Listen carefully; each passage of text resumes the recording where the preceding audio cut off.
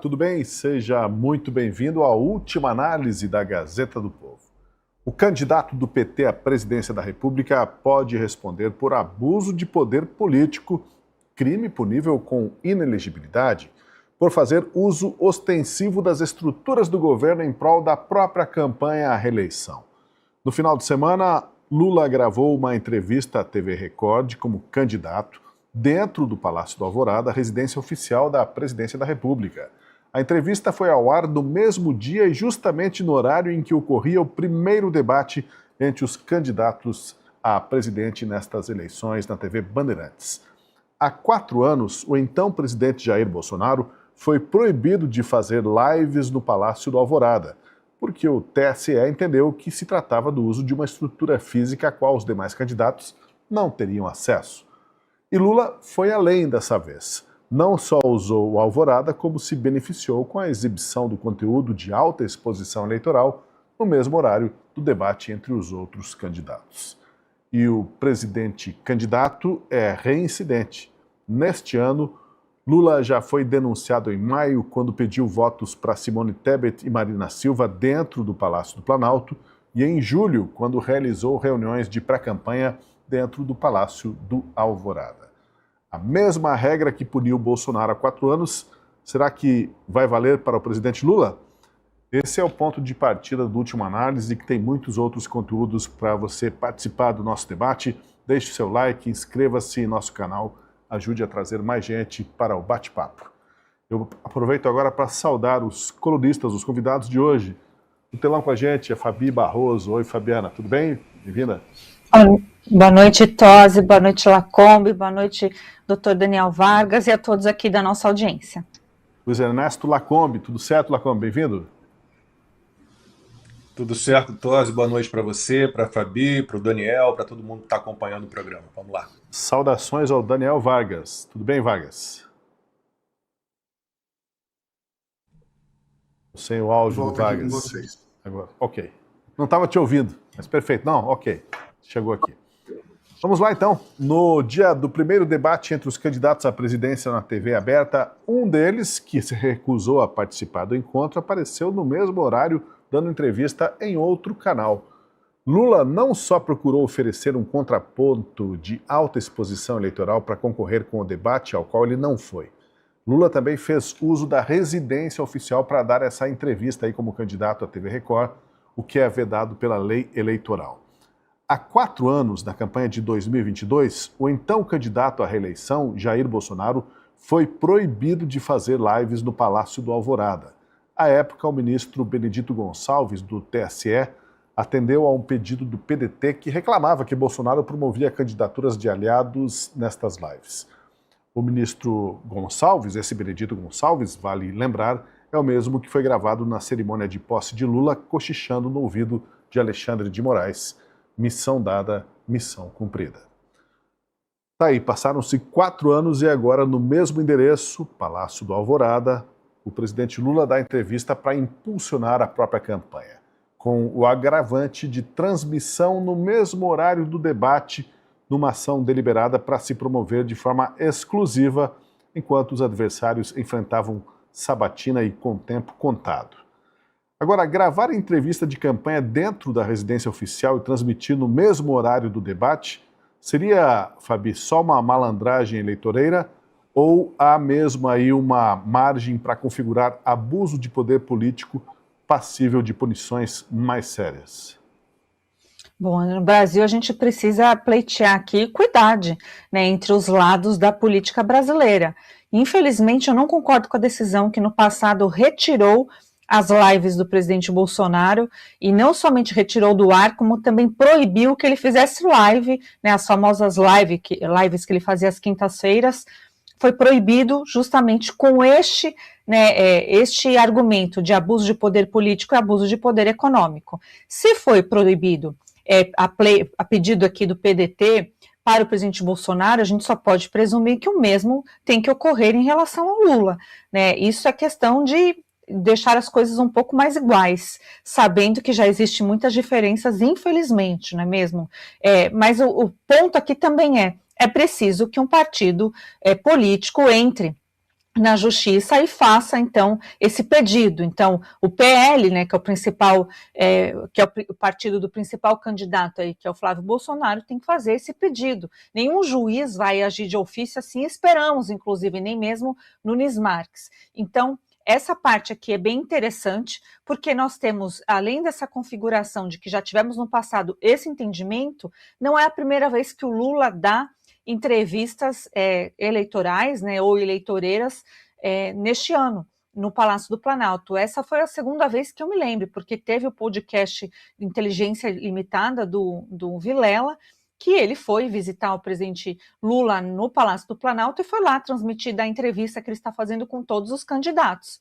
Então, isso aqui é importante, né, a gente mencionar, porque a gente já vê um desequilíbrio logo de cara. E isso é importante porque, infelizmente, também no Brasil, a gente não consegue desvencilhar a figura do chefe de Estado, chefe de governo, e junto com isso também aquele que está concorrendo ao pleito eleitoral. Então, é muito comum que as agendas fiquem bagunçadas. Hoje mesmo, a agenda do Lula foi, né, uma agenda que disseram que era uma agenda que era do presidente da República, né, mas a gente não consegue enxergar essa separação tão bem quanto a mídia militante. A gente acaba vendo, sim, que sempre, né, ainda mais que a gente sabe que se faz tudo do poder pelo poder, toda a agenda que deveria tratar dos assuntos relacionados ao Brasil, porque ele é ainda presidente da República, fica sempre de lado. Então, fica sempre naquela expectativa de que não existe essa separação. Mas na prática dá para fazer, desde que os partidos políticos controlem, né? Então, essa definição que o TSE achou por bem colocar, não foi somente em relação também ao uso do Palácio do Planalto quando foi o presidente Bolsonaro, tivemos aquele 7 de setembro fatídico, que também foi encarado da mesma forma, sabendo que o evento onde teve acho que 1 milhão de pessoas, realmente foi um evento assim extraordinário que o Jair Bolsonaro levou lá a Brasília, ficou confundido, né? Porque aquilo foi um evento particular, aquele caminhão foi pago, né, por verbas particulares, nada tinha a ver com o evento público do 7 de setembro, foram eventos separados, mas não foi assim que a justiça, e principalmente a justiça eleitoral, entendeu. Eu usei aqui a expressão, né, malandragem eleitoreira, ou malandragem eleitoral, né? Essa artimanha do Lula aí de fazer a entrevista no mesmo dia e daí, deliberadamente, a entrevista passa na TV aberta no mesmo horário em que está acontecendo o debate entre outros candidatos. Aí tem um dolo, né, uma intenção de aparecer mais do que os outros. Tudo bem que é natural que os candidatos façam isso, mas com esse tipo de estratégia, esse tipo de malandragem, a Justiça Eleitoral está aí para tentar nivelar o jogo e deixar o jogo mais igualitário possível, né, Lacombe? Beira um pouco de deboche o Lula ter feito esse tipo de artimanha. Eu acho que é uma sensação de impunidade, né? De eu não sou atingível, né? Eu acho que passa por isso. Eu concordo com a Fabi, aquela decisão do TSE de proibir o Jair Bolsonaro de fazer lives na sua residência, ele era o presidente, então Alvorada era a residência oficial dele, era bem questionável, né, aquela decisão, né? Abuso de poder político. Agora é aquela história, né? Se vale para um, tem que valer para o outro. E Fabi, foi a terceira. Eu, infelizmente, tive que tomar 2 Engoves, né, antiácido, assim, em doses cavalares, porque eu fiz um vídeo analisando a entrevista que o Lula deu no Palácio da Alvorada ao Vilela, para Inteligência Limitada, e também a entrevista, as duas entre aspas, tá? Essa, então, do tal Meteoro Brasil, de entrevista não tinha nada, né? Eram 3 entrevistadores, professores universitários, que declararam amor na abertura do programa, da gravação, já ao Lula. Meu presidente querido, em quem eu votei, eu estou muito emocionada, coisas desse tipo, coisas desse tipo. Então foi a terceira já, né? E é mais ou menos o que vocês já falaram, né? Essa entrevista para a Record, ela é muito descaradamente uma entrevista de um candidato, e não a entrevista de um presidente da República, né? Quanto a isso não há a menor discussão. Então está na mesa do STS, do TSE, dizer, né, se a regra que valeu para o Bolsonaro vale também para o Lula, né? há várias ocasiões em que o Lula fez campanha antecipada. Isso já nas eleições municipais, né, nas últimas. Ele estava lá no 1º de maio, no ano da eleição municipal da última, pedindo voto para o Guilherme Boulos. Ele próprio já, em eventos de governo dele, já pediu voto antes do início da campanha. Agora, isso é o de menos, que vai dar ali uma multa e coisa e tal. Mas, por exemplo, o desfile da escola de samba, né, Acadêmicos de Niterói, que teve verba, né, dos pagadores de impostos, aí a coisa já muda, porque abuso de poder econômico já é cassação da chapa.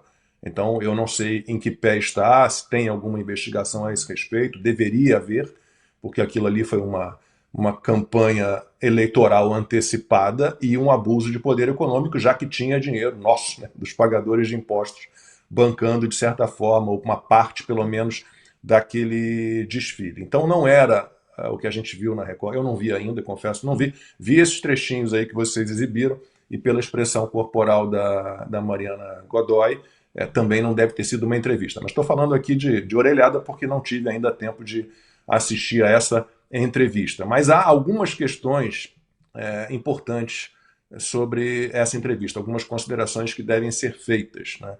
Foi uma entrevista gravada, né? Gravada. Então a gente precisa saber, ela foi editada?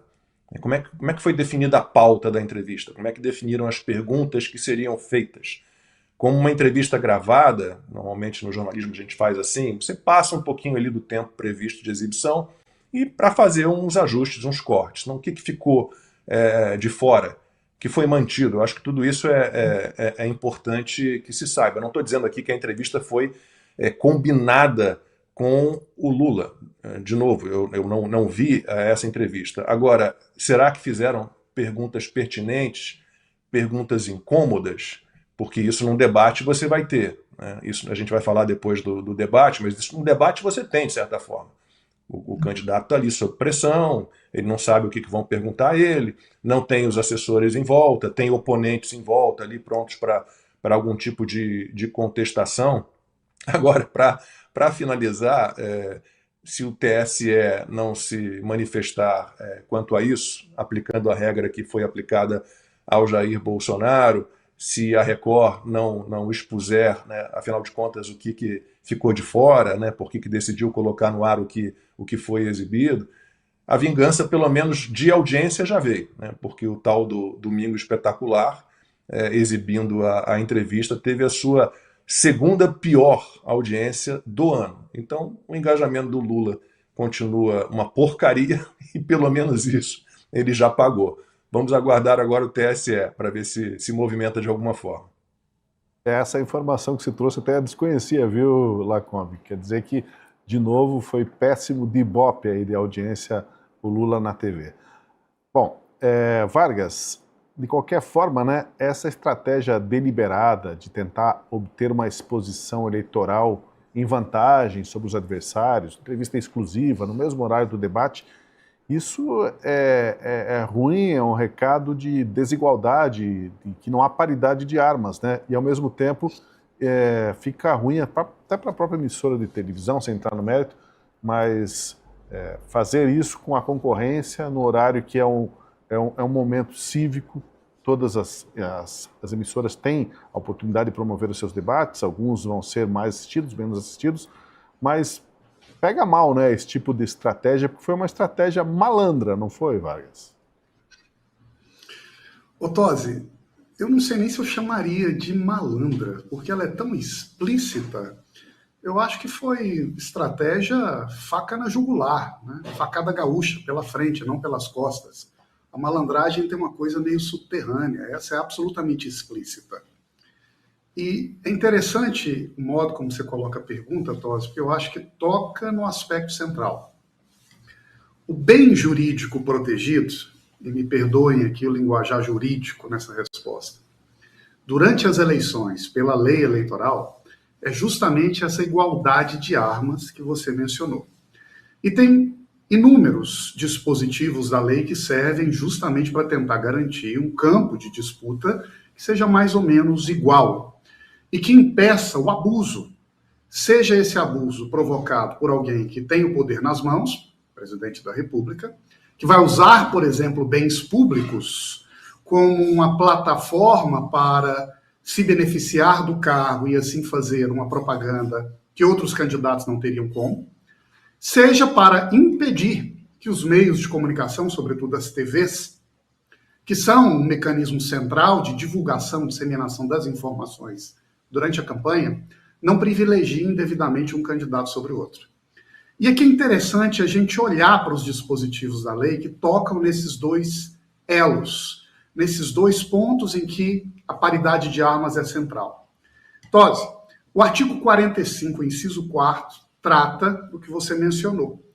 Essa maneira como a TV se comporta durante as eleições para evitar um abuso. E ele diz: a emissora é proibida, entre aspas, de dar tratamento privilegiado a candidato, partido ou coligação.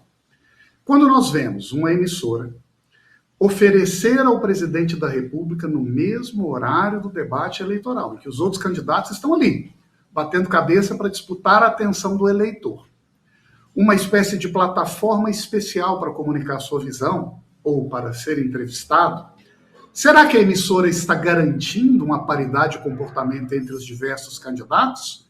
Ou está abrindo um horário cativo para um candidato nesse momento especial do enfrentamento, da disputa? Ou seja, de um lado, um conjunto de candidatos batem cabeça para tentar captar a atenção e o interesse do eleitor. De outro lado, uma plataforma especial, protegida, segura, para poder falar aquilo que o presidente pensa.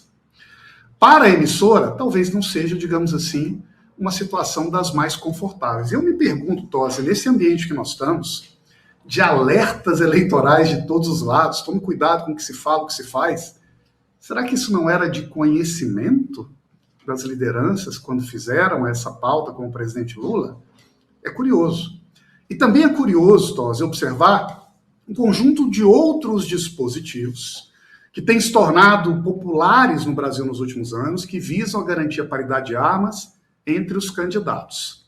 E aqui, a maneira de evitar o abuso é de impedir aquele que está sentado na cadeira do poder de usar o poder como campanha. E, aliás, nós tivemos aqui agora a menção a condenações a 8 anos de inelegibilidade do presidente Bolsonaro sob o argumento de fazer isso. Realizar uma reunião no Palácio do Planalto, na cadeira de presidente, com embaixadores e transmiti-la pela mídia oficial.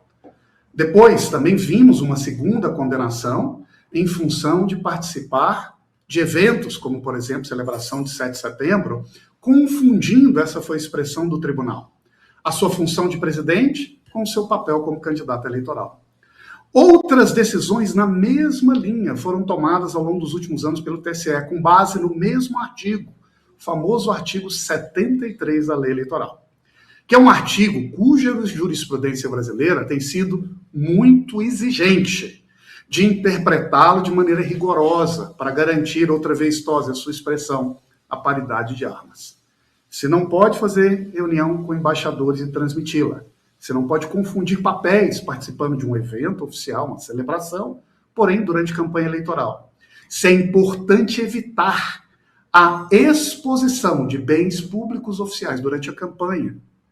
Será que nós teremos aqui, no caso do presidente Lula, que faz uma entrevista em departamentos do Estado brasileiro, um juízo, um escrutínio tão rigoroso como a jurisprudência do TSE tem mantido até agora? Creio que temos aqui, digamos assim, 2 pontos de interrogação que vão testar a capacidade das autoridades brasileiras de responder com coerência.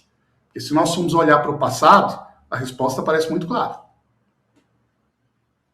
Bom, a gente vai falar em seguida sobre o debate entre os candidatos à presidência e principalmente as ausências desse debate, né? A gente vai em instantes depois do nosso rápido intervalo.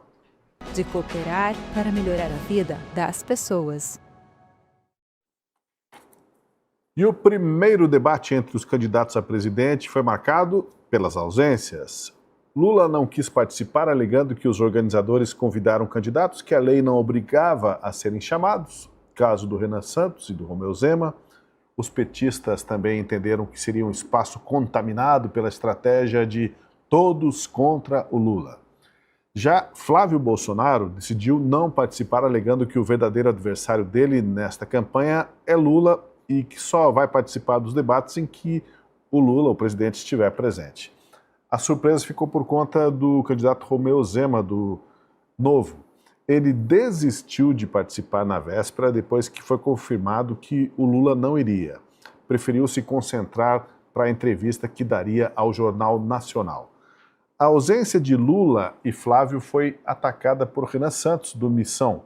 O candidato levou 2 fraldas com o nome dos dois numa provocação para dizer que eles estavam com medo de enfrentar os outros candidatos. O Augusto Cury, o escritor, se irritou e chegou a desistir do debate, mas mudou de ideia ali minutos antes da transmissão. Já o Ronaldo Caiado defendeu que a lei eleitoral deveria tornar obrigatória a participação dos candidatos nesses debates. E aí eu queria saber de você, Fabi, como que você vê a justificativa de cada um desses faltosos aí no primeiro debate presidencial e quem que sai perdendo, quem que sai ganhando?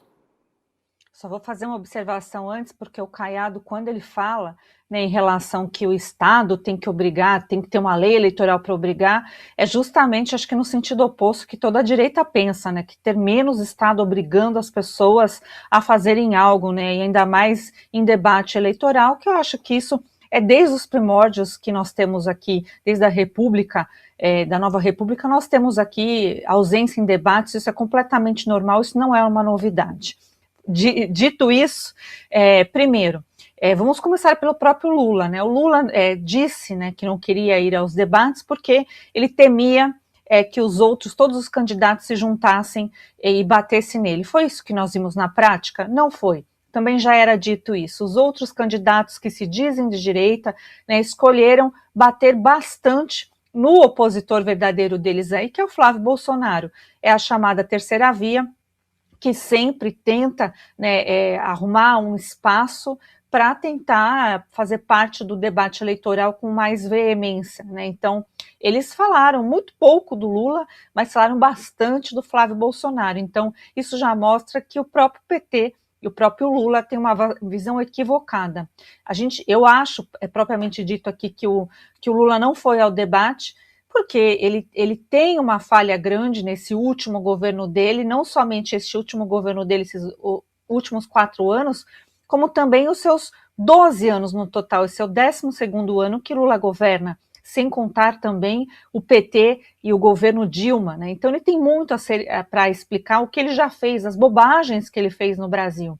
Então ele sabe disso. E também a estratégia que o PT, Lula, a esquerda está pleiteando, bradando por aí, é que eles querem vencer no primeiro turno. Eu acho que isso é completamente incongruente com a realidade, mas é o que eles estão dizendo, é o que eles estão apostando. Então, com essa desculpa, o Lula não foi. O Lula não indo, fica realmente, acho que, bem complicado para o Flávio participar, já que também ele já sabia que, infelizmente, os ditos candidatos aí da direita tinham também ali como objetivo bater nele, porque é a terceira via que eu já mencionei. Mas, além disso, fica complicado que os 2 candidatos que estão no jogo verdadeiramente conforme, né, as últimas pesquisas para a presidência da República, não há, né, a terceira via não tem chance. Então, os 2 candidatos que estão bem na frente, né, um cenário assim bem folgado na frente, a briga realmente está pelo primeiro lugar, oscilando aí com empate técnico e etc. entre Flávio Bolsonaro e Lula.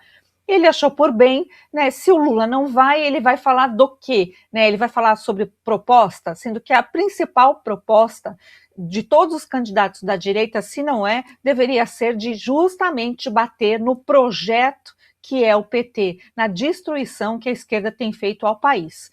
Então eu entendo assim, que foi uma visão acertada. Outra coisa, eu vejo uma forçação muito grande de barra aí dos jornalistas, da imprensa tradicional, para dizer, olha, é um absurdo, é um desrespeito dos candidatos não participarem de debates. Eu particularmente não acho isso, acho que é um modelo que ficou completamente fora, né, do tempo das coisas. Nós temos debate o tempo inteiro em rede social, e é isso que tem irritado, aliás, muita gente, né, porque essa internet descentralizada, as informações, ela todo tempo você pode ir lá averiguar, e as pessoas vão em busca dos projetos, mas também vão em busca de uma ligação emocional. E os debates, por conta do tempo, do engessamento que foi proposto, deixou de ser algo emocional e fica chato. tão chato que tivemos aí na plateia, né, o Kassab, que é vice do Caiado, dormindo, né, isso foi icônico.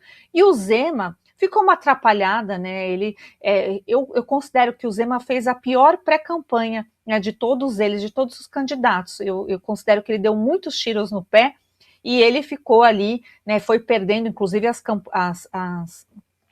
pesquisas, né, acabam nos trazendo também isso de uma forma generalizada que eu estou mencionando, mas ele caiu bastante nas pesquisas eleitorais. E ele confirmou e na última hora ele não foi. Aí eu acho que realmente fica bem chato, né? Aí sim eu concordo com os jornalistas que ficam chateados, porque há um preparo. Então ele poderia ter se adiantado, como os outros demais, o Flávio Bolsonaro e o Lula fizeram, deixando claro que não iriam participar, mas o Zema fez isso. E outra curiosidade é que o próprio Augusto Cury também abriu uma live quando desistiu, né? Os repórteres saíram correndo para mostrar essa live, e acho que ficou uma coisa tão confusa que aí acabaram convencendo ele, ele acabou participando do debate. E aí, para finalizar, que eu não falei do Renan Santos, o Renan, eu acho que essa coisa de levar fralda, tem essa coisa de ligação emocional que eu acabei de mencionar, mas não deixa de ser uma constatação da realidade também, que ele tem tratado a presidência da República como um menininho de quinta série, né? Isso que eu estou falando, tivemos aí a percepção do próprio Augusto Cury, que participou do debate, né, e achou que a coisa estava saindo realmente, né, da eira e da beira, porque a gente percebe que muitos candidatos, como é o caso do Renan Santos, só vai em busca de cortes, porque ele tem a intenção de viralizar e fazer talvez candidatos a deputados federais, etc., pelo Brasil.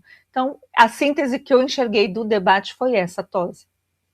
Bom, a gente sabe que os tempos são outros, tem as redes sociais, né? A TV perdeu o seu impacto como era antigamente, mas ainda tem grande representatividade, quero acreditar, não, Lacombe? E eu não sei se o Lacombe, sendo um veterano do jornalismo também, não deve ter participado da moderação de debates políticos, não sei se foi bem o caso na tua trajetória, Lacombe. Mas, enfim, como jornalista e como observador desses novos tempos e da maneira de apresentar os candidatos às pessoas, da maneira dos eleitores fazerem a sua avaliação, comparar propostas lado a lado, você lamenta que esse debate não esteja acontecendo com todos os candidatos? Qual a tua avaliação e das desculpas deles para não irem, Lacombe?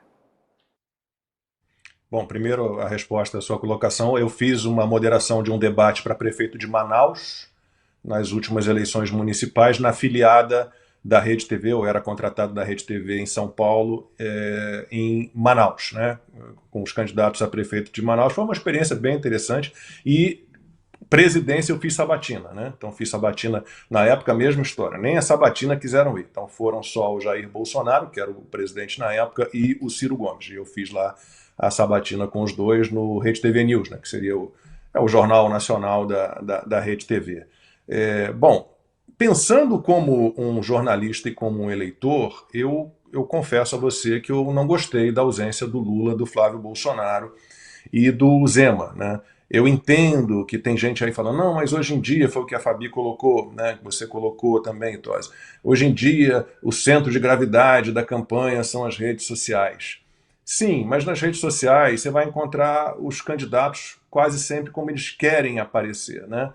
E não aquele candidato que está ali num debate, exposto a perguntas incômodas, né, sem os assessores em volta, sob pressão de tempo, tendo que raciocinar rapidamente, tendo que improvisar, tendo ao lado dele oponentes ali prontos para fazer qualquer tipo de contestação. Então, por mais que a gente imagine, puxa, é um modelo que talvez tenha se esgotado na televisão, tenha envelhecido, eu como jornalista e como eleitor, eu gostaria, sinceramente, que todos tivessem comparecido, né?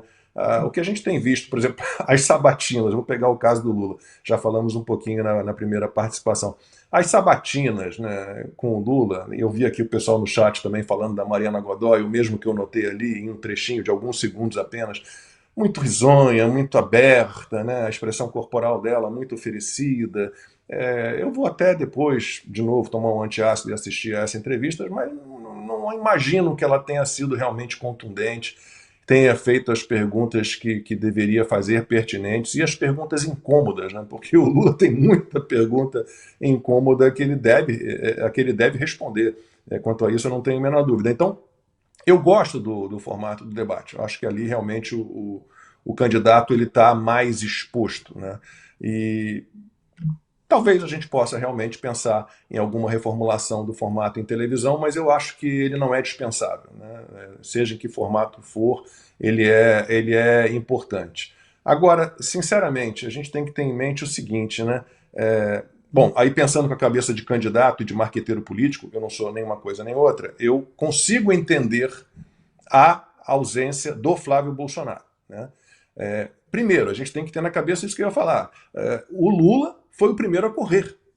Então, os que desistiram em seguida, desistiram porque o Lula avisou, não vou. Aliás, o Lula está avisando que só vai no primeiro turno participar do debate da Globo, da Rede Globo. Meio como se ele quisesse jogar em casa, ou algo assim. Então, é uma pena, né? O Lula deveria se oferecer ao debate, né? O Fernando Haddad tem um print dele no X, quando o Bolsonaro lá, né? Foi 2018, se não me engano? Não, foi 2022, né? Ele não foi a um debate porque o Lula também não ia. É bundão que chama, quem não participa de debate, então tá aí, serve também para o Lula. E rapidamente, Tosi, se você me permite, a respeito do que a gente falou na primeira parte sobre o TSE, eu fiz um artigo outro dia para a Gazeta do Povo, se não me engano foi na semana passada, na sexta-feira da semana passada, não, na terça-feira da semana passada, eu escrevi um artigo falando do desequilíbrio da campanha presidencial de 2022. Porque você tinha ali o Alexandre de Moraes quase como um todo-poderoso imperador do TSE. Né? Eu me lembro que eu citei as estatísticas, mas era basicamente isso. Para cada 10 decisões tomadas pelo TSE, 9 eram favoráveis ao Lula e uma era favorável ao Jair Bolsonaro. E a gente tem uma situação com o Nunes Marques na presidência do Tribunal Eleitoral e o André Mendonça como vice, mas eles não têm aquele poder que o Alexandre de Moraes conseguiu, pelos métodos questionáveis sempre dele, estabelecer. Né? Você pode perceber, por exemplo, que há 3 decisões recentes do TSE, né, em que o Mendonça e o Nunes Marques, juntos ou separadamente, eles foram derrotados. Então, por exemplo, a campanha do Lula pediu a retirada de um vídeo feito pelo Flávio Bolsonaro, em que a campanha do Flávio, em que o Flávio fazia uma associação do Lula com facções criminosas. O PT entrou lá, quero tirar esse vídeo do ar. Mendonça e Nunes votaram contrariamente à retirada e foram derrotados pela maioria dos integrantes do TSE. Tem mais, tem o Mendonça, ele não conseguiu obrigar, né, o PT a entregar gravações e documentos para investigar o possível uso irregular do fundo partidário. E nessa ele não teve nem a companhia do Nunes Marques, né, o que é bem preocupante. E o André Mendonça também está querendo ter acesso aos dados, né, sobre gastos do PT em publicidade do início do terceiro mandato do Lula até agora. E a maioria do TSE está barrando isso. Então, infelizmente, eu era um dos que apostavam que a presidência do Nunes Marques conseguiria estabelecer um certo equilíbrio, se não um equilíbrio que a gente quer, né, a análise justa da Corte Eleitoral. Talvez a gente, infelizmente, tenha essa ainda a ascendência ali do Alexandre de Moraes e de outros colegas dele no STF, interferindo muito no TSE. E isso é muito preocupante, muito preocupante. Eu achei que a gente fosse ter uma campanha mais equilibrada em relação ao que a gente teve em 2022 e, infelizmente, tudo indica que, infelizmente, não será assim. Né? Vamos aguardar. Deixa eu ouvir o Vargas. Vargas, o que você entende sobre a utilidade do debate e um debate realizado só com poucos candidatos e não são aqueles mais expressivos que estão brigando pela ponta e pela preferência do voto dos eleitores? Com certeza, para esses candidatos, de certa forma, eles tiveram um momento ali de tentarem se diferenciar uns dos outros e se apresentarem para o público, né? Isso conta, mas a ausência dos outros tira aquilo que para o eleitor é muito importante, que é o embate, que é o confronto das ideias e das propostas. Olha, Tosi, eu sou um fã do debate e acho que um processo eleitoral ser um debate franco e aberto entre os candidatos é um processo menos qualificado, ou é um processo menos capaz de permitir ao público testar as virtudes, os limites de cada um. Mas me permita aqui 2 comentários, complementando um pouco o que Fabi comentou e também Lacombe. O processo eleitoral, por um lado, evidentemente, é um jogo competitivo, amparado por regras. E é natural que os candidatos façam utilizando essas regras da maneira que lhe seja mais benéfica. Ninguém vai querer entrar em uma bola dividida, arriscando perder espaço, perder voto, perder apoio, apenas porque outros estão tomando a mesma decisão. Então, ninguém é obrigado a ir a um debate dentro das regras estabelecidas pelo Brasil. E na medida em que ninguém é obrigado, Lula, que entrou nessa eleição, e um outro candidato fez esse comentário, em uma análise que me pareceu pertinente. Pela primeira vez, de todas as eleições que Lula participou, ele entra sozinho, como representante da centro-esquerda unida em torno dele. Não existem outros candidatos, como já existiu no passado, do PCdoB, do PSB, do PDT. Não, é tudo Lula.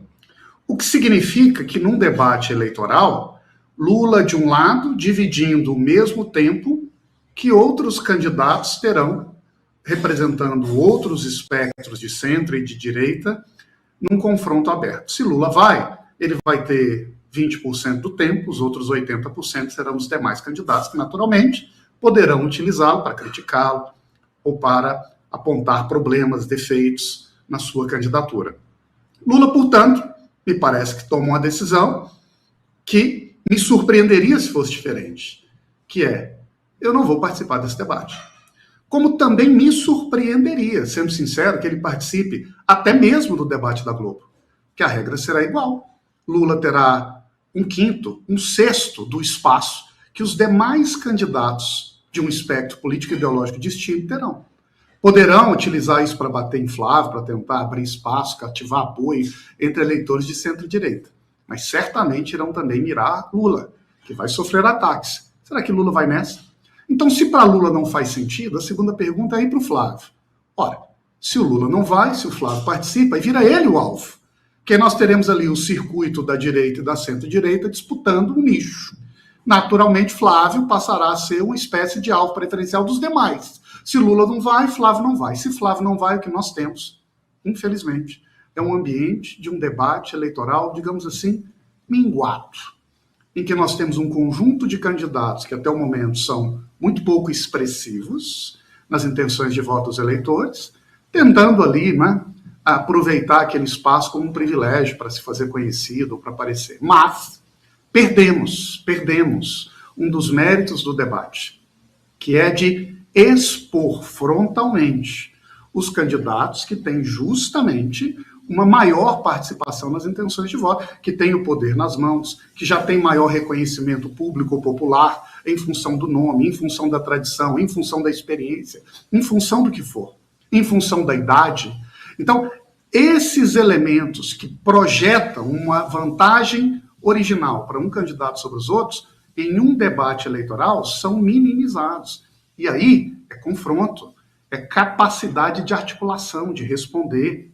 Os seus defeitos serão expostos e eles precisarão ser justificados, respondidos, e me parece que isso é importante para a seleção pública de uma democracia. Eu acho que as mídias sociais cumprem um papel exemplar. Abre o cerco, retira o dono, distribui as oportunidades de manifestação, mas não me parece que elas sejam suficientes para substituir a eleição sobre uma pessoa, que é quem vai liderar um país, e sobre a sua capacidade de ser colocado numa situação difícil e, a partir dali, apresentar seu argumento, a sua opinião, para convencer os eleitores. Só para terminar, inclusive porque nós sabemos que em ambientes competitivos, o competidor talvez seja o maior interessado em botar o dedo nas feridas do adversário. E aqui nós teríamos essa oportunidade de ter os candidatos que estão à frente nas intenções de voto, colocados numa situação em que terão que provar a sua capacidade de lidar com situações difíceis para decidir o que é o mínimo que alguém que lidere um país deveria ter. Bom, vamos fazer... Diga lá, Lacombe. Desculpa. É que eu fico sempre de olho no chat e eu gosto de trazer as pessoas que estão no chat um pouco para a nossa conversa. E aí eu peguei 3 mensagens do chat aqui. Uma do perfil Mestre Filme, e ele escreveu: discordo do Lacombe, o debate é um circo. A Rose Lund foi no mesmo caminho: o debate é só baixaria, não vale a pena ir mesmo. E aí, o que eu digo a eles é isso: será que não é hora da gente pensar num formato diferente? Não vou querer me elogiar aqui, longe de mim, mas, por exemplo, esse debate que eu fiz lá dos candidatos a prefeito de Manaus, havia muita rivalidade entre ali os principais candidatos, muita. Né? Mas a gente tinha a regra, o regulamento do debate muito bem estabelecido. Eu conversei individualmente com cada um dos candidatos. Não sei se é porque eu sou um cara grandão e luto jiu-jitsu, não é por isso. Assim, mas não foi uma baixaria, não foi uma baixaria. Muito pelo contrário, tudo que eu supliquei aos candidatos, eles entenderam, né? Foi um confronto de ideias, né? Foi um debate de programas de governo. Eu consegui fazer. Né? Não sei, gente, é isso. Não é que é uma baixaria, então não vamos fazer. Não, acho que a gente tem que repensar o formato, estabelecer regras diferentes, né? Conversar muito com os assessores, com os candidatos, para que se tenha realmente ali um debate, o debate que importa, que é o debate de ideias e de programas de governo. E o Mestre Filme voltou, colocou uma outra mensagem, dizendo que Flávio Bolsonaro disse: se Lula for ao debate, ele vai. Foi exatamente o que eu falei também, Mestre Filme. Eu entendo perfeitamente. Quem foi o primeiro a correr? Vou repetir o que eu disse: foi o Lula. Então, a partir do momento em que o Lula corre, se eu fosse marqueteiro, eu ia dizer para o Flávio realmente: olha, não vá. Né? Quando o Lula for, você vai. Né? Porque senão, qual é o custo? O custo vai ser maior. Então, quanto a isso, é uma questão da gente entender como é que pode fazer o debate na televisão com um formato que incentive, que permita, claro, pode até ter uma discussão mais exasperada, mas principalmente baseado nos programas de governo. Né? E o Flávio está certo. O Lula não vai, ele também não vai. Ué, por que não? Aqui até, deixa eu fazer um comentário aqui, em cima dessa história de fazer um debate em que não haja baixarias, né?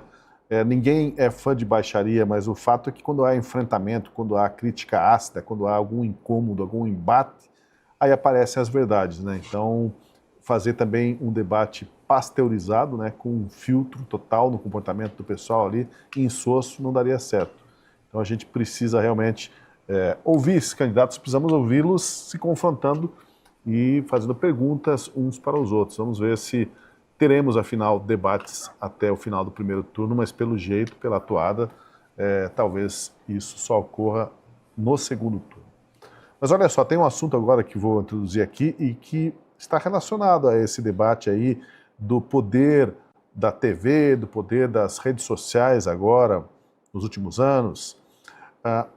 O ministro Alexandre de Moraes, nessa cruzada dele pela regulação das redes sociais, ele lançou mais um capítulo hoje nessa cruzada durante uma palestra no Congresso Nacional do Direito Público e Controle Externo. Segundo o Moraes, existe um planejamento por trás das redes sociais que corrompe a democracia e é preciso impedir que isso aconteça.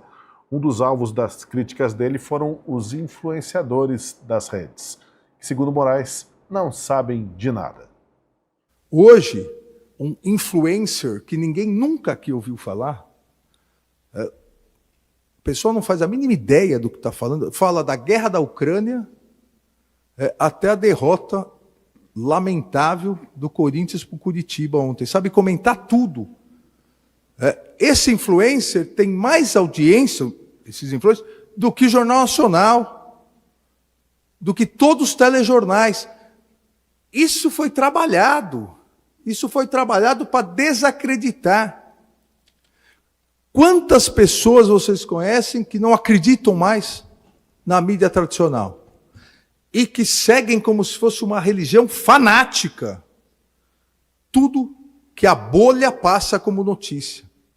Lavagem cerebral.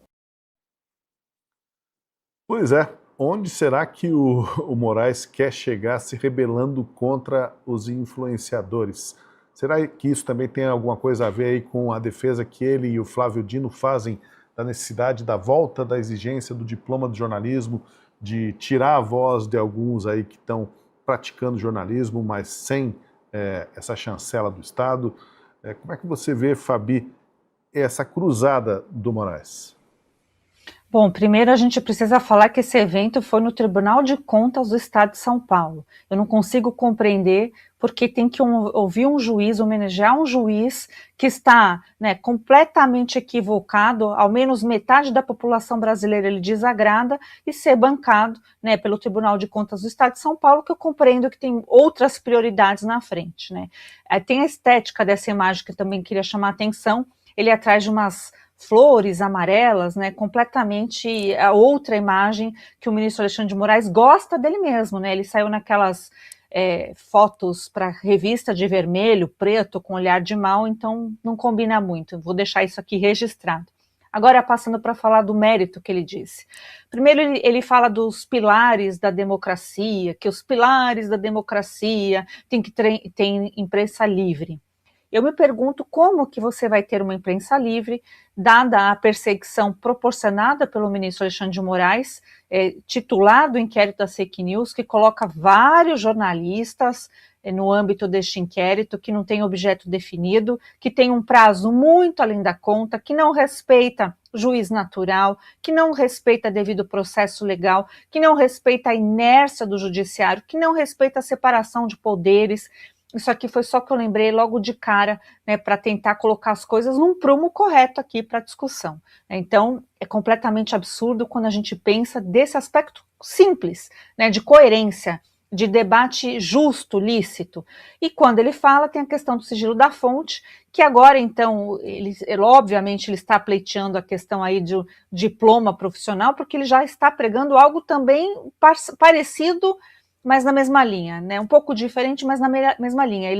Ele quer, porque quer descredibilizar influenciadores, jornalistas opinativos, gente que não trabalha na cabeça dele na mídia tradicional, na mídia mainstream, né? Ele entende que isso não é profissional. Ele fala, inclusive, ele fala de lavagem cerebral. Acho que ele não compreende o conceito de lavagem cerebral e tudo que ele fala, o que ele diz a mim, me parece que é uma teoria da conspiração, porque não se sabe de onde ele tirou. Quando ele afirma, eles armaram, eles quem? Eles quem? As Big Techs? Pelo amor de Deus, né? As Big Techs é somente uma plataforma, são as pessoas que mudaram os tempos, inclusive, tem esse debate, e é normal, né? Isso acho que é uma característica humana, muito além pré-morais, inclusive, de que as pessoas tendem, sim, a se colocar em bolhas, né, e procurar o viés de confirmação. Isso não é novo na sociedade, né? Mas a forma que ele fala, ele se coloca como dono da razão, alguém que no futuro, se for pleiteado, colocado para ele uma ação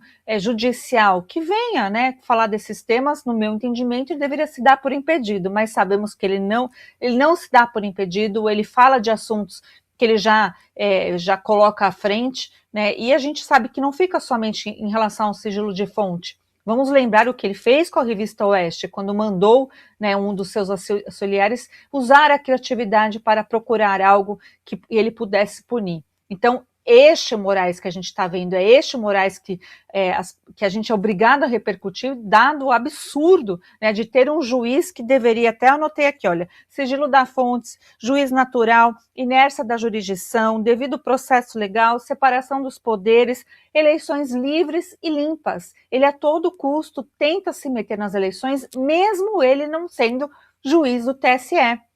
E essa é uma grande importância das coisas, porque a gente sabe que ele se coloca à frente de debates para tentar dar medo. E o que ele fez, né, que ele perseguiu sim um jornalista lá do Maranhão, todo mundo sabe disso, mas vamos relembrar e deixar frisado, que essa perseguição acabou dando um recado para toda a imprensa, qualquer um, seja da imprensa tradicional, seja da imprensa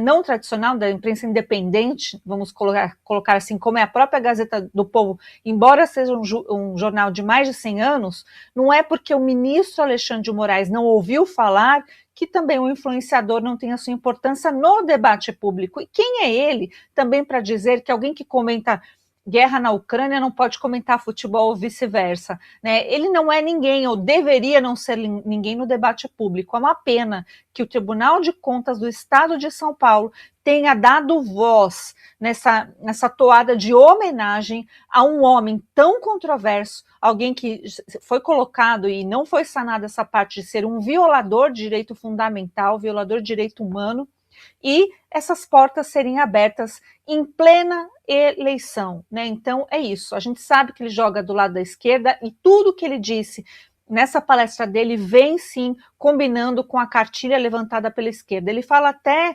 de feminicídio, ele vai indo, sabe por quê? Porque realmente ele não tem limites, né? Então isso ficou muito claro nessa palestra que ele deu hoje. Infelizmente, a gente tem que falar do ministro Moraes. Tem mais um trechinho aí da palestra dele que a gente selecionou, uma expressão que ele parece que aprecia, porque usou mais de uma vez. É lavagem cerebral. Parece que o ministro Moraes realmente acredita em algo conspiratório nas redes sociais. Acompanhe. Eu fui comprar uma blusa vermelha e agora me oferecem tudo vermelho. Deixa eu falar azul, senão vão falar que eu sou comunista, né? Fui comprar uma blusa azul e só me oferecem coisa azul. Sim, porque os algoritmos capturaram que você, a sua cor preferida, ou uma das suas preferências é azul. Então vai mandar. Porque eles cruzam os dados. A partir do cruzamento desses dados, o que se faz? Ou o que se fez? Se montam bolhas e, ao estabelecer as bolhas, bombardeiam, primeiro com informações realmente verdadeiras, para cativar aquela pessoa, e depois vão deturpando até conquistar aquela pessoa. Vejam, é uma verdadeira lavagem cerebral. Lacombe, as pessoas primeiro são dominadas pelos algoritmos, né, que estão nos escravizando a todos, e estamos nessas bolhas, e o Moraes disse que a gente vai caindo na bolha e de repente precisa de alguém para libertar-nos delas. Então é ele, o Moraes, que pelo jeito se arroga esse papel aí de o algoritmo destroyer, algo do gênero. Eu não sei nem por onde começar, porque assim, é um tirano chamando um algoritmo de tirânico. É mais ou menos isso. Assim, o Alexandre de Moraes, a impressão que eu tenho, é que ele quer obrigar todo mundo a assistir ao Jornal Nacional e ler a Folha de São Paulo, né? É mais ou menos o que a gente tinha na União Soviética, né? Meu pai me passava muita informação quando eu era adolescente para discutir com os professores de História e Geografia no colégio. E tinha lá um grupo de professores, né, que sempre vendia a União Soviética como um paraíso na Terra. E meu pai uma vez me disse isso, e eu usei isso várias vezes em alguns debates que eu tive com os professores.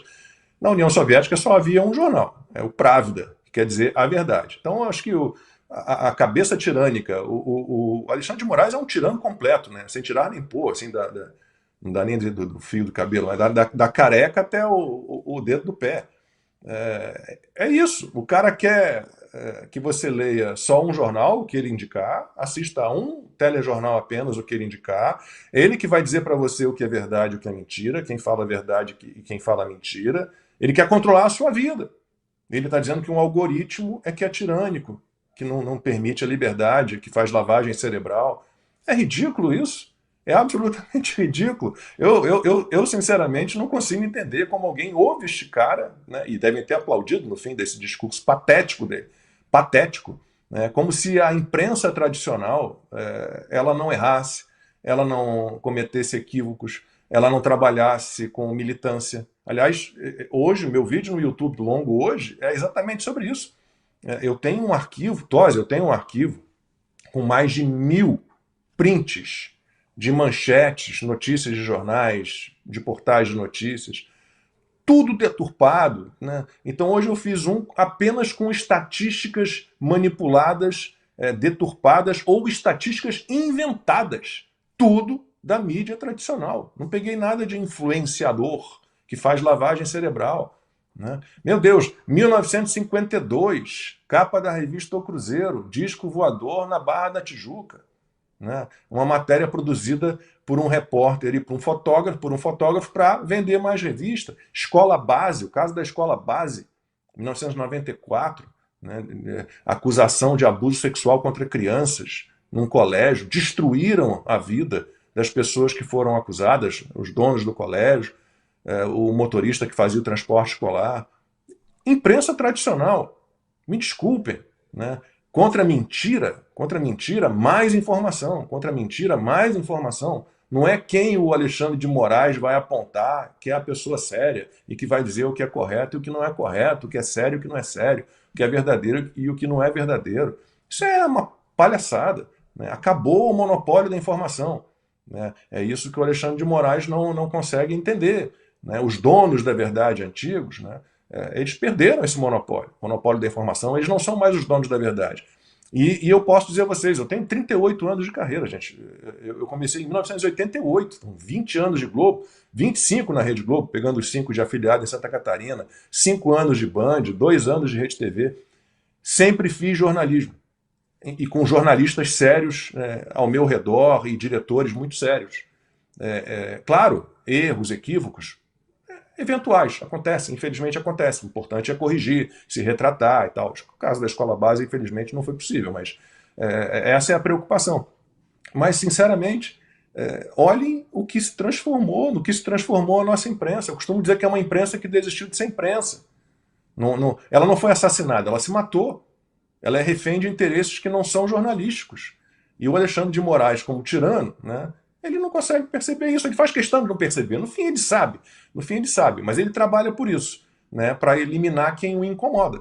Ele quer eliminar todos os críticos, o chamando disso, de pessoas que fazem lavagem cerebral, que publicam informações falsas. E, olha, Alexandre de Moraes é um tirano assim, sem tirar nem pôr, cara. A gente já retorna ao nosso debate, temos mais um rápido intervalo para a mensagem do patrocinador.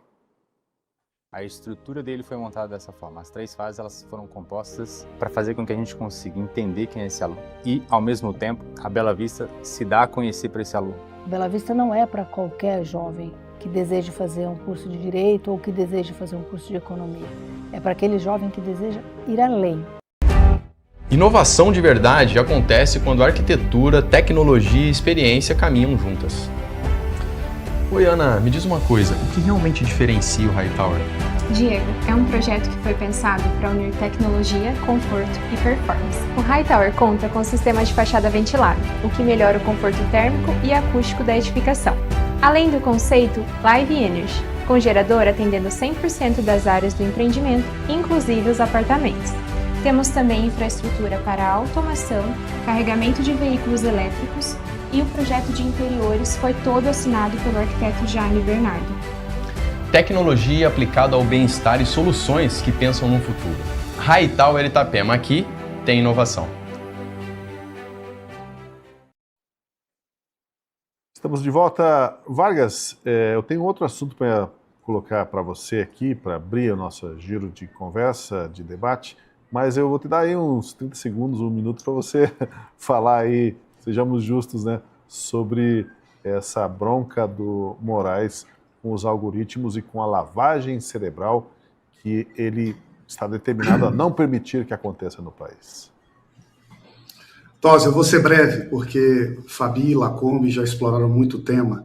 Mas olha, você que está aí, quem sabe numa universidade está nos assistindo, não deve ser muito comum, ou tem interesse em estudar a evolução das comunicações e o papel dos meios na disseminação das ideias, esse tema da ascensão das mídias sociais e a relação com as mídias tradicionais é um dos mais estimulantes para o estudo intelectual e acadêmico.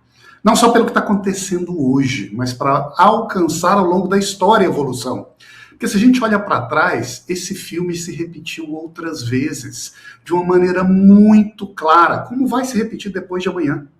Quando surge pela primeira vez a imprensa impressa, a Inglaterra aprova leis impondo a censura, porque o Estado tinha medo do que a imprensa impressa iria dizer. Anos depois, vêm os jornais tradicionais de abrangência pública, Outra vez, uma série de restrições, punições, ameaças, a cultura está em xeque. Surge o rádio durante a década de 30.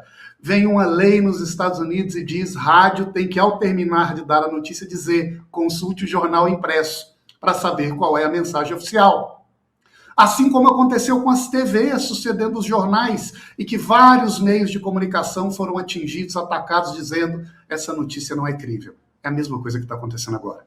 Só muda o sinal, só muda o timing, mas o receio em relação à perda de poder e monopólio de quem controlava o status quo do passado é exatamente a mesma. É questão de tempo, até Alexandre de Moraes virar um grande case, ou quem sabe até uma chacota, porque é tão evidente isso para qualquer pessoa que estuda o avanço da democracia das comunicações. Alexandre de Moraes está te convidando, jovem estudante, a escrever sobre esse tema, que sem dúvida pode dar aí um bom trabalho rigoroso e mostrar a coisa mais evidente do mundo. Abrir as comunicações qualifica a democracia e não o contrário. Bom, deixa eu colocar então o próximo tema, daí eu quero ouvir você também, Vargas, e daí giramos os comentários. Subiu mais um degrau, um patamar aí de escândalo envolvendo o suposto tráfico de influência do Lulinha e companhia no Palácio do Planalto. Agora o próprio presidente da República pode estar no centro de uma das articulações investigadas relacionada à liberação de obras lá para o Maranhão. Segundo o jornal Estado de São Paulo, em 22 de maio de 2024, a lobista Roberta Lussinger enviou um áudio para o Lulinha sobre uma reunião entre o governador do Maranhão, o Carlos Brandão, e o Marcola, que era o chefe de gabinete do Lula. Roberta disse: Brandão hoje vai lá no palácio, que seu pai falou que vai prosseguir com aquela liberação da obra dele. Eu já avisei o Brandão que você conseguiu a agenda. E aí o Lulinha responde: é melhor se concentrar nos outros assuntos. E a reunião realmente aconteceu naquele dia. E no dia seguinte, a Tree Structure, empresa do Kleber Ribas, que havia contratado a Roberta, assinou um contrato de R$1.250.000 com o porto do Itaqui, lá no Maranhão. E um mês depois, o Lula anunciou um pacote de R$59 bilhões em obras para o Maranhão. Está aí a postagem do Lula no Instagram naquela data. A sequência chama atenção, né? Lulinha teria conseguido a agenda do Brandão, a reunião acontece com o Marcola, no dia seguinte a empresa que contratou a Roberta, a lobista, assina aquele contrato milionário no Maranhão. Agora, o governador nega que precisasse de um interlocutor para chegar ao presidente Lula, mas a Roberta, a lobista, diz que Lulinha conseguiu a agenda. E aí fica a pergunta, Vargas, Lula a essa altura, quem sabe já está até sendo investigado, ainda que indiretamente. Os fatos vão desmentindo aos poucos a tese de que não tem ninguém com foro privilegiado que justifique a manutenção do caso com o ministro André Mendonça. Se não tem alguém diretamente com foro privilegiado, as conexões são muito claras, né? Com pessoas que têm foro privilegiado. Tosi, e na verdade, não só esse elemento do privilégio do foro, que poderia envolver o presidente da República, por isso mesmo, o caso continuar sob a batuta do Supremo Tribunal Federal, mas cada um dos elos dessa operação vão ganhando mais cor, não é? Então, um diálogo com a Roberta, do filho do presidente Lula, em que há aqui uma discussão gerencial, né? Onde nós devemos priorizar, dar mais atenção, fazer mais coisas, vá para cá, o que sinaliza que não é só uma relação de amizade, né? É uma relação de coordenação de esforços em torno de um determinado fim. Qual é esse fim? É um fim político? Estão agindo para o desenvolvimento do estado do Maranhão, um estado muito pobre, que precisa de obras de infraestrutura para melhorar a vida da pessoa lá?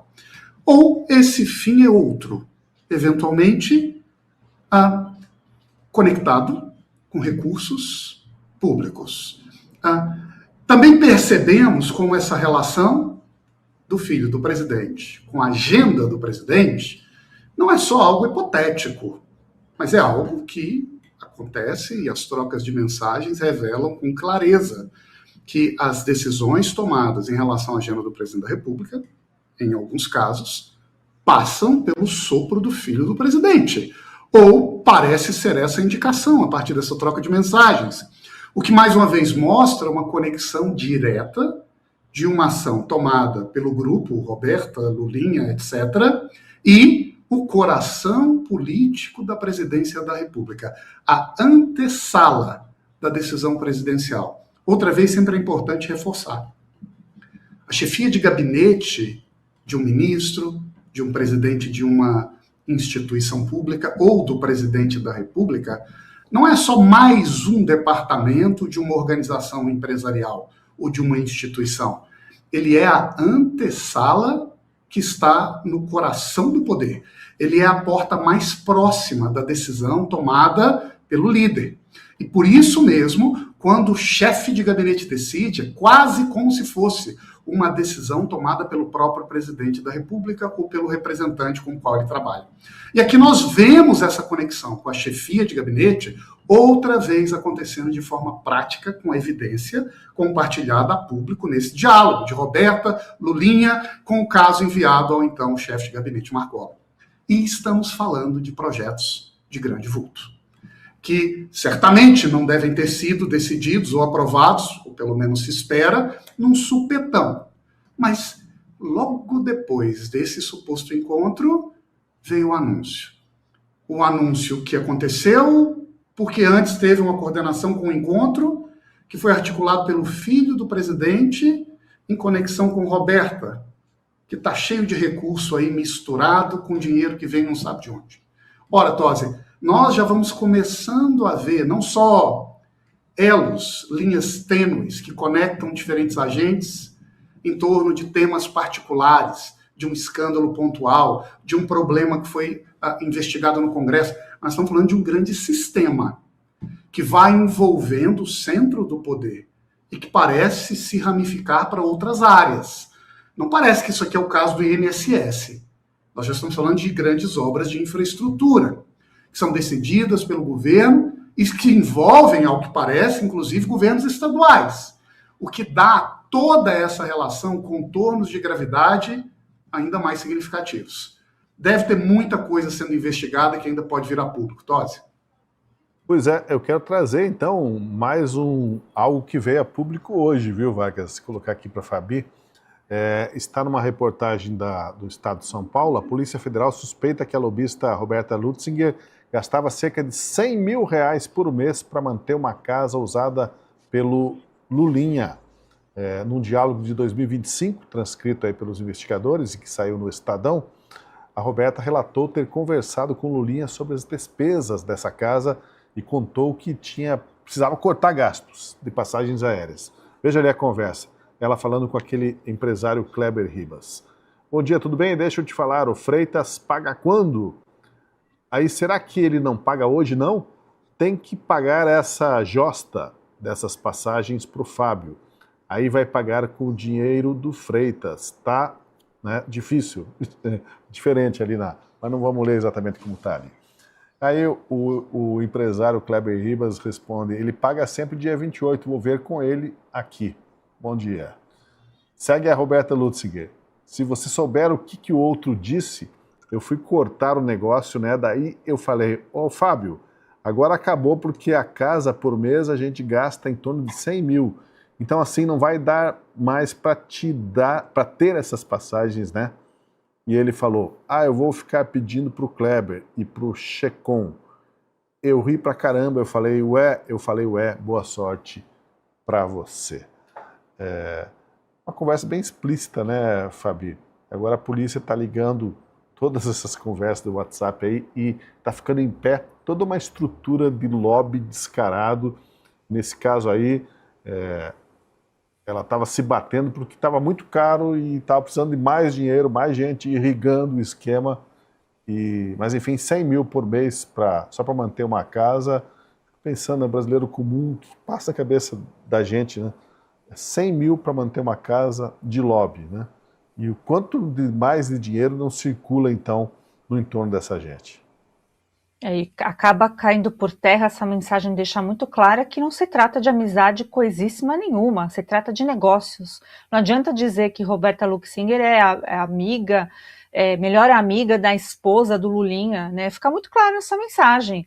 Ela não estava cedendo a casa porque tinha amizade, como a gente vê muitos pregando aí, não, ficava lá porque tinha muita amizade, uma coisa muito estreita, muito estrita, né? E, portanto, ficava ali hospedado. Não, ficava, tinha essa locação dessa casa para fazer negócios em Brasília. E essa gente, né, como tem certeza da impunidade, infelizmente, não tem motivos nenhum nem para ter uma casa comum, né, algo até luxuoso, não, tem que logo gastar R$100 mil, é uma quantia estratosférica.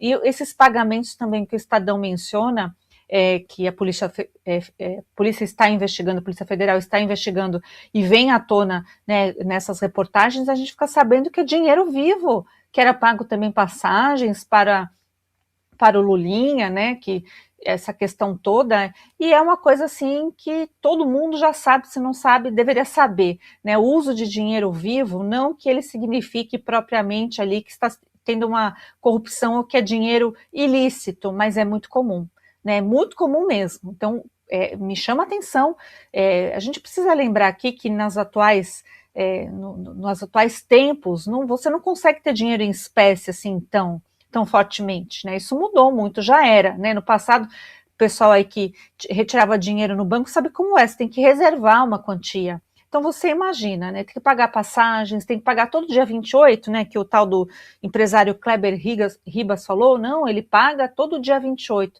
E esse pagamento era dinheiro em espécie.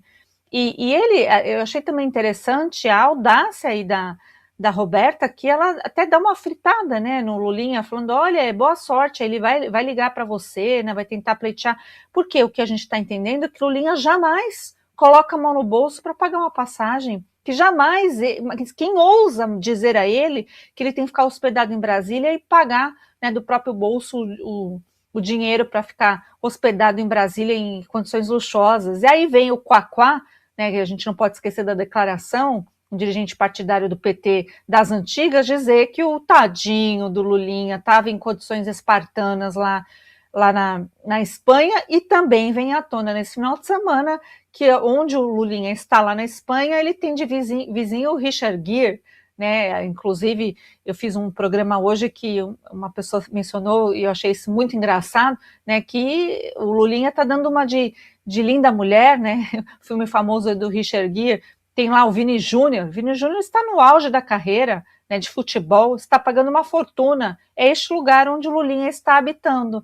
Patrocinado por quem? Não seria da nossa conta. Se não tivesse todos esses escândalos que tem mostrado que, provavelmente, né, vamos colocar assim, o Lula, sem ser o Lulinha, o próprio Lula, está envolvido, né, nessas negociações, como disse aí o Daniel Vargas, falando aqui, né, de outros negócios fortes com corporações, com CNPJs, etc.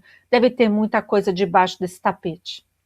Deixa eu te perguntar aí, Lacombe, passar a pergunta aqui da lobista, né? O Freitas paga quando? Será que ele não paga hoje, não? Tem que pagar essa josta dessas passagens para o Fábio, né? E aí o outro responde, o Kleber Ribas, paga sempre dia 28, vai ver com o Freitas. Quem é o tal do Freitas é que agora a polícia está investigando, mas o camarada tinha que comparecer ali, pagar essas despesas aí que já estavam irritando a Roberta, mas enfim, ela tinha muita gente a quem recorrer, né, Lacombe, pelo jeito. O Freitas era um deles, não sei quem é o Freitas. Esse apartamento do Lulinha em Madrid era caro, né? Aliás, a gente pode até falar, não sei se a gente vai falar disso depois, mas a defesa do Lula, do Lulinha, mentiu também sobre isso, né? Diz que paga 3 mil euros, o que é um absurdo, vezes 6, né? Vai dar 18 mil reais, paga 3 mil euros. Eu fui até o site do condomínio, disse que era um apartamento de 2 quartos. Não tem apartamento de 2 quartos nesse condomínio. Ou são 4 quartos ou são 5 quartos. E o preço não é esse. Então não são 3 mil euros. É de 5 mil a 6 mil euros. Fora, já tínhamos dado isso aqui, né? O endereço da empresa dele em Madrid também fica num lugar caríssimo. Caríssimo. É um coworking, acho que o mais caro que eu já vi na vida. Né? Dependendo do tamanho da sala que ele ocupa, é uma fortuna. Uma fortuna. É por posto de trabalho, mais ou menos, que cobra. Então você tem 2 pessoas trabalhando, 2.700 euros, vezes 6, que é o câmbio, 601. 2 pessoas trabalhando, 5.400 euros, vezes 6. Gente, é muita grana. E só, eu fiz a piada outro dia aqui, mas só o Washington Quá, né, que é prefeito de Maricuba, não sei se vocês conhecem Maricuba, que é Maricá, ali na região dos Lagos do Rio, e vice-presidente do PT, para dizer que o Lulinha tem dificuldades, vive de forma espartana, precária. Mentira. Né? Então, eu até anotei aqui, porque quanto mais puxa, mais vem. Né? Lulinha lá, metido em negócios com careca do INSS para comércio de cannabis medicinal. Não tem nada disso, nem conhece o careca. Comprovaram que eles foram a Portugal, visitaram uma fábrica de produtos à base de cannabis, um galpão também dessa mesma empresa. Lulinha, essa é gravíssima, porque aí pode ter realmente uma ligação direta com o roubo a aposentados e pensionistas, não é uma questão só de fazer negócios ou ser bancado pelo dinheiro roubado de aposentados e pensionistas, mas tem conversas aí que envolvem o Lulinha também, com gente da Dataprev, né, que é a empresa que faz o processamento de dados da Previdência Social. Isso está em investigação, grave. Né? Lulinha metido com negócios dessa Tree Structure, né, que é a empresa do tal Kleber Ribas, que vocês vão olhar ali, e o cara tinha contratos com o governo federal de mais de 85 milhões de reais. Tosi citou um assinado recentemente de 1,2 milhão, fichinha. O cara tem contratos de para ser exato, 85 milhões de reais, 600 mil, né, com o governo federal.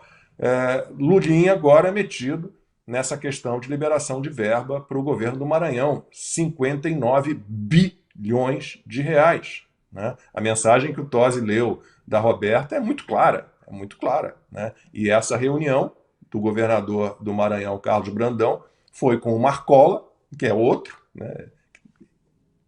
Chefe do gabinete do Lula. O cara atendia o celular do Lula, antessala do Lula. A reunião do Carlos Brandão foi com Marcola e 2 outros assessores presidenciais. Um mês depois, o dinheiro sai. E não é troco, 59 bilhões de reais. Então, assim, tá difícil. Né? O quadro é gravíssimo. O Lulinha, ele tem que depor. Se o Lula quer realmente que ele fale, né? Manda um menino vir para menino, não, que já tem mais de 50 anos. Manda o rapaz, não, também não. Manda o moço, também não. Manda o Lulinha, né, ir para o Brasil e falar logo. Né? E numa boa, tenho falado isso aqui sempre e falo de novo. Né?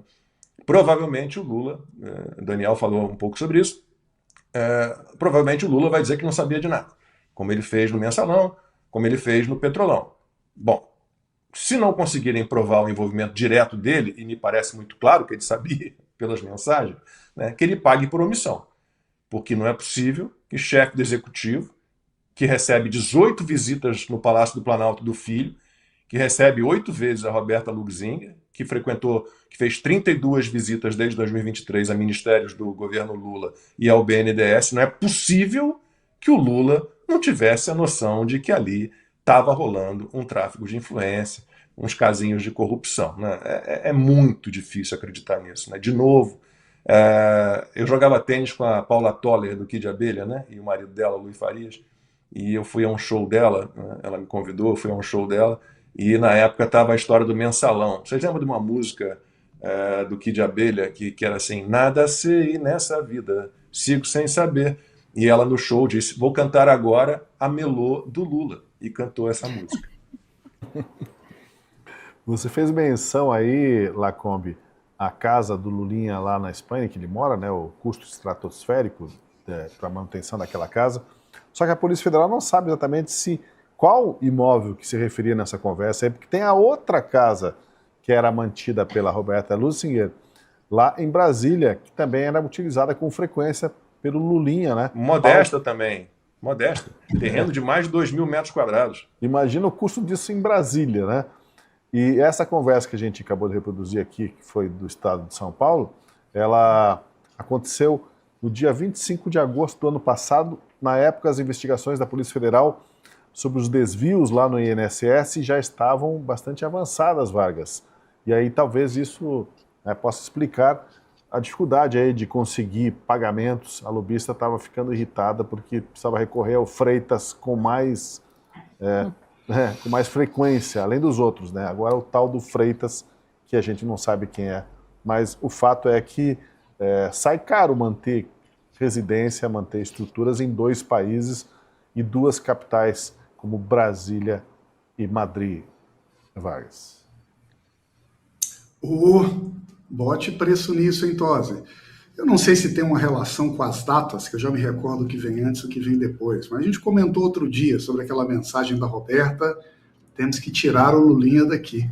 Fico me perguntando se numa tacada dessas de múltiplos bilhões, a comissão não entrou, sabe? Se não chegou o momento, olha, completar, fechamos.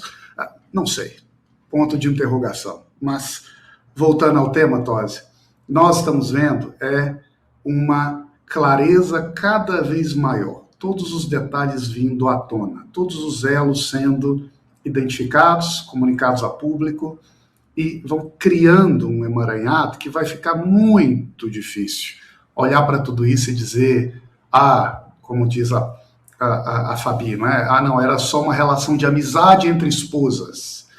Ou vai ficar muito difícil dizer, imagina, que eram colegas, ou não se conheciam, como diz o Lacombe.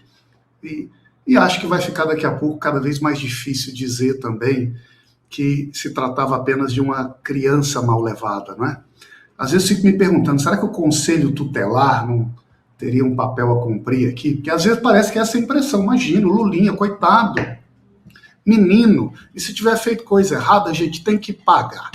Parece um papo de botequim. Nós estamos falando de um dos maiores escândalos da República, que agora começa a mostrar conexões que envolvem outras lideranças políticas do primeiro escalão, que contaminou o coração da presidência da República, com ou sem uma relação causal direta com um com o outro. Esses problemas chegaram ao núcleo do poder republicano brasileiro.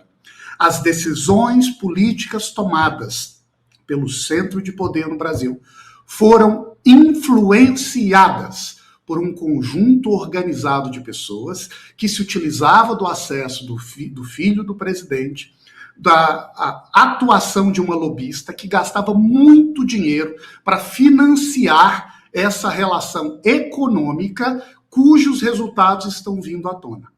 E quando tudo isso se torna claro, escancarado diante de nós, a tarefa e o dever que nós temos não é apenas de como isso é grave, não é apenas de chamar atenção para a escalada que isso tomou no Brasil, mas é para exigir que sejam tomadas decisões que passem esse país a limpo. Porque nós agora não estamos falando apenas de um menino que precisa de um conselho tutelar, não. Nós estamos falando de escândalos que envolvem múltiplos bilhões em áreas distintas, que envolveram e que geraram consequências para pessoas vulneráveis e que agora ameaça a credibilidade. Ou alguém acredita que todas as outras decisões tomadas pelo senhor Marco Cola foram decisões independentes, íntegras e legítimas do país? É o caso de chamar o Conselho Tutelar, no mínimo, né, Fabi? Se fosse incrível essa história nesse nível, como disse o Vargas. Bom, gente, quero agradecer muito a participação de vocês aqui no Última Análise. Foi um prazer. Obrigado, Fabi. Obrigado, Lacombe e Vargas. E obrigado aos nossos espectadores. Fica o convite aí para dar esse apoio ao nosso jornalismo, ao nosso trabalho, tornando-se assinante, porque são os assinantes que mantêm a Gazeta 3 meses, pagando apenas R$1 por mês, e você contribui para o nosso projeto, para o nosso jornalismo. Obrigado, gente. Até o nosso próximo encontro. Boa semana.